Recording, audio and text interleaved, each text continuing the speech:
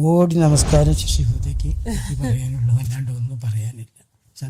എനിക്കിങ്ങനെ ഒരു അവസരം സംസാരിക്കാൻ സാധിച്ചത് എൻ്റെ സിസ്റ്ററെ അതിനൊരു അവസരം തന്നിരിക്കുന്നതിന് സിസ്റ്ററോടും ഗുരുവിനോടും ശിശുഭൂതയോടും കോടി പ്രണാമം.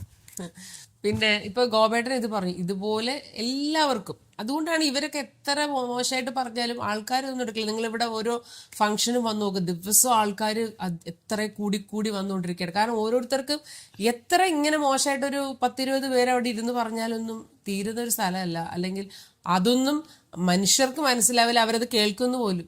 അതൊന്നും ആരും എടുക്കില്ല. കാരണം വെച്ചാൽ ഓരോരുത്തരുടെ ഇപ്പം എൻ്റെ അനുഭവം അല്ലേ എനിക്ക് ഏറ്റവും വലുത്, അതുപോലെ ഓരോരുത്തരുടെ. അപ്പം അഭിമന്യ ശിഷ്യപൂജിത ഇപ്പോൾ നമ്മുടെ ശാന്തിഗിരി ആശ്രമത്തിൻ്റെ ഗുരുസ്ഥാനിയാണ്, നമ്മുടെ ഗുരുവിൻ്റെ പ്രിയപ്പെട്ട ശിഷ്യപൂജിത.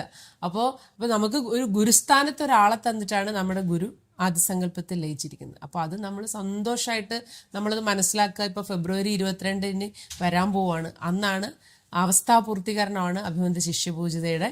അപ്പോൾ അങ്ങനെ ഒരു ഗുരുസ്ഥാനത്തേക്ക് ശിഷ്യപൂജിത വന്ന ആ ഒരു സുദിനമാണത്, അവസ്ഥാപൂർത്തീകരണം എന്ന് പറയുന്നത്. അപ്പോൾ അതിനാണ് നമ്മളിപ്പോൾ വ്രതമൊക്കെ എടുത്ത് പൂവിടുന്നത്.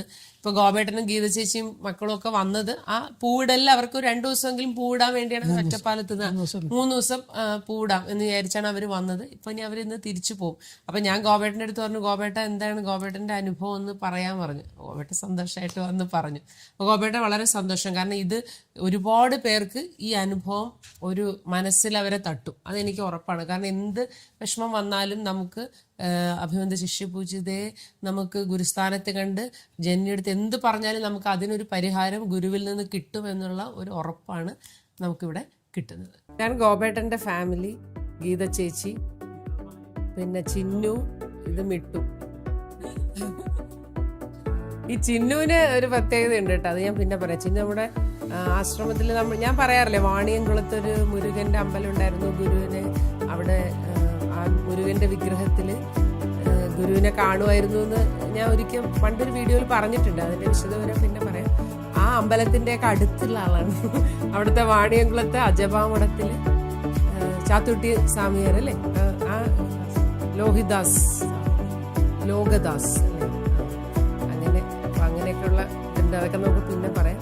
അപ്പം മിട്ടു കല്യാണം കഴിച്ചു ചിന്നൂര്. അങ്ങനെ ഗായത്രി, ജയഭാരതി പോലില്ലേ, ഗാന്ധിജി ഇവിടെ ഒരു കാര്യം നടന്നറിഞ്ഞു.